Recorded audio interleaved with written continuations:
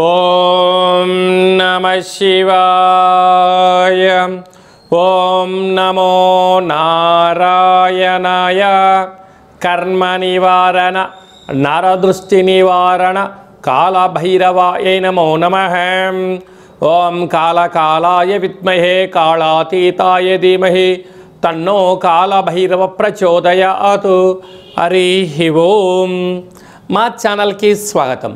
చూస్తున్న వీక్షకులకు ప్రేక్షకులకు ప్రియ కాళభైరవ భగవద్బంధులకి స్వాగతం పలుకుతూ మమ్మల్ని ఎంతగానో ఆదరిస్తూ ఉండబడినటువంటి ప్రియ సోదరీమణులకు జ్యోతిష్య అభిమానులకు అందరికీ కూడా ముందస్తుగా కార్తీక మాస అమావాస్య మాస శివరాత్రి శుభాకాంక్షలు.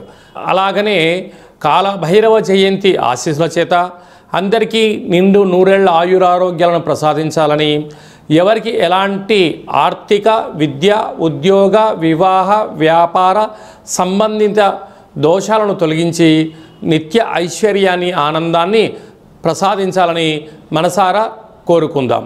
16/11/2025 నుండి 30/11/2025 వరకు పుట్టినటువంటి వారందరికీ ముందస్తుగా జన్మదిన శుభాకాంక్షలు.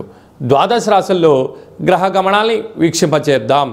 కర్కాటక రాశిలో దేవగురు బృహస్పతి సంచార స్థితి, సింహరాశిలో కేతు సంచార స్థితి, తులారాశిలో శుక్ర సంచార స్థితి స్వక్షత్రకారకుడు, వృశ్చిక రాశిలో రవి భగవానుడు మరియు కుజుడు స్వక్షత్రకారకుడు మరియు బుధుడు కూడా అక్కడే సంచార స్థితి, త్రిగ్రహ సంచార స్థితితో ద్వాదశ రాశుల్లో గ్రహ గమనాలు ఈ విధంగా ఉన్నాయి. కన్యరాశి వారికి వ్యయంలో కేతు భగవానుడు, సప్తమంలో శని భగవానుడు సంచారం చేయునప్పుడు అనేక రకాలమైనటువంటి మానసికమైన, శారీరకమైన, ఆర్థిక ఇబ్బందులను ఎలా తొలగించుకోవాలి, కార్తీక మాస శివరాత్రి సందర్భంగా, పోలి అమావాస్య సందర్భంగా ఎలాంటి విధి విధానం పాటించడం వలన ఐశ్వర్యం, ఆనందం కన్యరాశి వారి సొంతమవుతుందో గమనించగలగాలి. తెలుసుకుందాం. కన్యరాశిలో ఏ నక్షత్రాలు వస్తాయి అనగా ఉత్తరా నక్షత్రంలోని 2, 3, 4 పాదాలు, హస్తా నక్షత్రంలోని 4 పాదాలు, చిత్తా నక్షత్రంలోని 1, 2 పాదములు కలిపితే కన్యరాశి. రాశాధిపతి బుధ భగవానుడు. వీరికి 2వ స్థానంలో శుక్ర భగవానుడు స్వక్షేత్ర సంచార స్థితి ఉండడం వలన పట్టిందల్లా బంగారం అవ్వడం, ధనకనక వస్తు వాహనాలతో ఉండడం, ఆర్థిక ఇబ్బందులు తొలగిపోవడం, ఆధ్యాత్మిక తీర్థయాత్ర ప్రయాణంలో ఉండడం, ఆనందకరమైన జీవితాన్ని పొందబోతున్నారు. ఏడాది తర్వాత ఆత్మకారకుడు రవి, రుణరోగ శత్రుకారకుడు కుజుడు, బుద్ధికారకుడు బుధుడు తృతీయంలో సంచారం చేయడం వలన అన్నదమ్ముళ్లతో, అక్కాచెల్లెలతో, తల్లిదండ్రులతో, గురువులతో సత్ప్రవర్తనగా ఉండగలిగినట్లయితే సుస్థిరమైనటువంటి, ఆనందకరమైనటువంటి, ప్రణాళికాబద్ధకరమైన జీవితాన్ని పొందబోతున్నారు. అలాగనే 6వ స్థానంలో రాహు, సప్తమంలో శని సంచార స్థితి ఉన్నప్పుడు కాల సమయంలో ప్రేమికులు చాలా జాగ్రత్తగా ఉండాలి. భార్యాభర్తల మధ్య అన్యోన్యత చాలా అవసరము. చిన్న చిన్న విషయాలకు గొడవలు తగదు. అనేక రకాలమైనటువంటి కార్యక్రమాలు చేసేటప్పుడు ముందు చూపు చాలా అవసరం అని చెప్పి గుర్తుపెట్టుకోగలగాలి. మన పెద్దవారు చెప్తూ ఉంటారు, దీపం ఉండగానే ఇల్లు చక్కబెట్టుకోవాలి. అలాగే వయసులో ఉన్నప్పుడు మాత్రమే ఏ కాలంలో, ఏ జాములో, ఏ సమయంలో ఏ పని ఎప్పుడు చేయాలనుకున్నారో వాటిని మానవ ప్రయత్నమన్నా చేసి వాటిని నెరవేర్చగలిగితే మీకన్నా అదృష్టవంతుడు ఎవరు లేరు అని చెప్పి కూడా గమనించగలగాలి. లేకపోతే కరిగిపోయిన ఐస్ ముక్క, మన చేతిలోంచి వెళ్ళిపోయిన ధనము, యవ్వనము తిరిగి రాదు అని చెప్పి కూడా గమనించగలగాలి. 12 సంవత్సరాల తర్వాత ఏకాదశ స్థానంలో దేవగురు బృహస్పతి జలరాశిలో సంచారం చేయనప్పుడు ఇది చాలా యోగదాయకం. సత్ప్రవర్తన, ఆధ్యాత్మిక చింతన, తల్లిదండ్రుల యొక్క సేవ, సంపూర్ణమైనటువంటి ఆయుర ఆరోగ్యాన్ని కాపాడుకోగలిగితే అదే మహాసంపద. పెట్టుబడులు, ఆనందకరమైన జీవితాన్ని పొందబోతున్నారు. వ్యయంలో జ్ఞానకారకుడు, మోక్షకారకుడు, అష్టమగ్రహకారకుడు, సంచిత కర్మ, ప్రారంధ కర్మ, ఆగమిక కర్మ నివారణ కారకుడు కేతు భగవానుడు సంచారం చేయడం వలన ఏ పని చేసినా ఆలోచించి చేయాలి. భోజనం తినేటప్పుడు కూడా పక్షులకు, జంతువులకు, జీవరాశులకు దానం చేయగలిగితే చాలా మంచి కాలము అని చెప్పి గమనించగలగాలి. ఇలాంటి కాల సమయంలో మహాదేవుడి దగ్గర ఆకుపచ్చ కలిగినటువంటి అంటే పెసరపప్పుతో ధాన్యంతో పిండితో చేసిన దీపాన్ని ఏర్పాటు చేసి వెన్నను వేసి దీపాన్ని వెలిగింపచేసి పెసరపప్పును మహాదేవుడికి నైవేద్యంగా ఏర్పాటు చేసి ఈ యొక్క దీపాన్ని ఆ పెసరపప్పును మహాదేవుడికి దానం చేయడం వలన దోషాలు తొలగిపోతాయి. ఆహార ఉత్పత్తులు, సంపూర్ణమైన స్థిరచరాస్తులు, అలాగనే మార్కెటింగ్ రంగంలో ఉండబడిన వారు, స్వయం వృత్తులు, సేవా రంగాల్లో ఉండబడిన వారు ఎంతో జాగ్రత్త అవసరం అని చెప్పి కూడా గమనించాలి. రుద్రాభిషేకము, ఒక దీపాన్ని ఏర్పాటు చేయడము, సాలగ్రామ దానము, స్వయంపాక దానం చేయడం వల్ల మహాదేవుడి యొక్క ఆశీస్సులు ఉంటాయని చెప్పి గమనించగలగాలి. అలాగనే 20వ తారీఖున మనకు గురువారము విశాఖ నక్షత్ర సందర్భంగా పోలి అమావాస్య సందర్భంగా మనము వెన్నతో దీపాన్ని పెట్టడం వలన మహాదేవుడి యొక్క కృపకటాక్ష వీక్షణ కలిగి సంపూర్ణ నిండు నూరేల ఆయురారోగ్యాలని ప్రసాదించడం జరుగుతుంది అని చెప్పి గమనించాలి.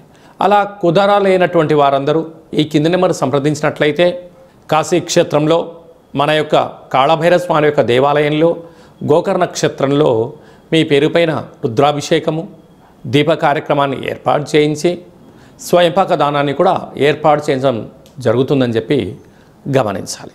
అలాగనే మనకు మార్గశీర్ష మాస శుద్ధ అష్టమి కాళభైరవ జయంతి కనుక కాళాన్ని శాసింపజేసే శక్తి కాళభైరవ స్వామివారికి ఉంటుంది. కనుక స్వామివారి యొక్క ఆశీస్సుల వలన స్మరణ, ధ్యానము, స్వామివారిని చేయడం వలన, దర్శించడం వలన సకలమైనటువంటి వాస్తు దోషము, నరదృష్టి, తంత్రదృష్టి, తాంత్రిక దృష్టి సకల దోషాలు తొలగిపోయి ఐశ్వర్యాన్ని భగవంతుడు ప్రసాదిస్తాడు అని చెప్పి కూడా గమనించగలగాలి.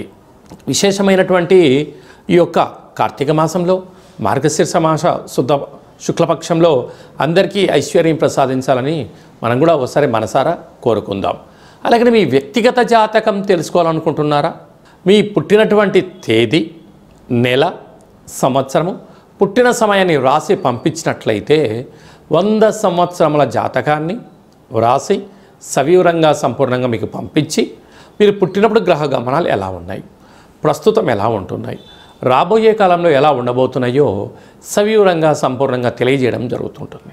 చాలామందికి పుట్టినటువంటి కాల సమయంలో డేటా బర్త్లో లేనటువంటి కారణం వలన మీ పేరు యొక్క మొదటి అక్షరాన్ని అనుసరిస్తూ రాశిని తెలియచేస్తూ గ్రహ గమనాల్ని చెప్తూ అలాగనే రమణ శాస్త్రం ద్వారా అనగా గవ్వళ ద్వారా కాళభైరవ ఉపాసన చేత భూత భవిష్యత్ వర్తమానాన్ని తెలియజేయడం జరుగుతుంది. కనుక జాతకాన్ని తెలుసుకుందాం, జీవితంలో ఉండబడినటువంటి స్వల్పమైనటువంటి అడ్డంకులను తొలగించుకుందాం, ఐశ్వర్యానికి ఆనందానికి స్వాగతం పలుకుతాము అనేటువంటిది విన్నపం. కనుక ఈ కింది నెంబరు సంప్రదించి వాట్సాప్ ద్వారా కానీ ఫోన్ కాల్ ద్వారా కానీ అపాయింట్మెంట్ తీసుకొని సంప్రదించగలరు. అందరికీ ఈ యొక్క కార్తీక మాసంలో మార్గశీర్ష మాసంలో అద్భుతమైన ఇంకనూ విజయం సాధించగలగాలి అన్నట్లయితే ఈ యొక్క పాత్రను కాళభైరవ స్వామి వారికి అక్షయ పాత్ర అంటారు. అంటే అక్షయము అనగా నశించబడినటువంటిది. అలాగే మనము ఇంట్లో పెట్టుకొని, పూజామందిరంలో పెట్టుకొని, లేదా వ్యాపార సంస్థలో పెట్టుకొని ఇలా ఒకసారి శబ్దం చేస్తే ఓంకార శబ్దం రావడం జరుగుతుంది.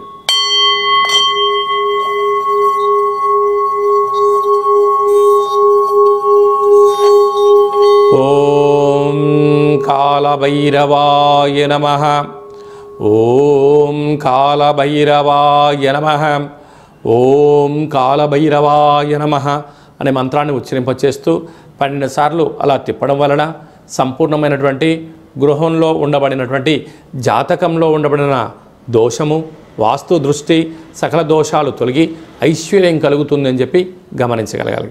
అందరికీ శుభం, జయం, ఐశ్వర్యం, ఆనందాన్ని ప్రసాదించాలని మనం కూడా మనసారా మహాదేవుని కోరుకుందాం. నమస్తే అస్తు భగవన్ విశ్వేశ్వరాయ మహాదేవాయ త్రయంబకాయ త్రిపురాంతకాయ త్రికాగ్నికాలాయ కాలాగ్ని రుద్రాయ నీలకంఠాయ మృత్యుంజయాయ సర్వేశ్వరాయ సదాశివాయ శ్రీమన్మన్మహాదేవాయ నమో నమః. హరి ఓం.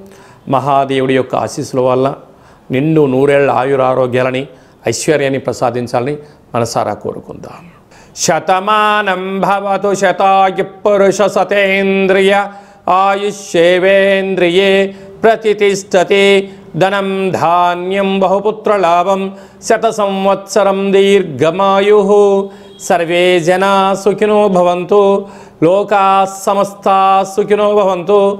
సర్వం కాళభైరవ దేవతార్పణమస్తు. హరి ఓం. ఈ వీడియో మీకు నచ్చినట్టయితే లైక్ చేయండి, షేర్ చేయండి. ఆధ్యాత్మిక భక్తి సమాచారాన్ని భగవద్బంధులకు, మిత్రులకు, స్నేహితులకు చేరవేయండి. హిందూ ధర్మాన్ని కాపాడండి.